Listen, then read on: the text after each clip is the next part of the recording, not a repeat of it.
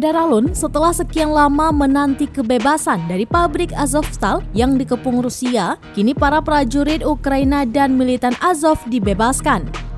Namun sebelum bebas, tas yang mereka bawa diperiksa terlebih dahulu oleh pasukan Rusia. Dalam rekaman video yang beredar di Telegram pada Selasa 17 Mei 2022, terlihat sekelompok orang yang tergabung dari prajurit Ukraina dan militan Azov berjalan bersama. Mereka dikumpulkan lalu diperiksa satu persatu. Bahkan tidak pandang bulu, baik laki-laki ataupun perempuan diberikan perlakuan yang sama, yakni diperiksa tasnya.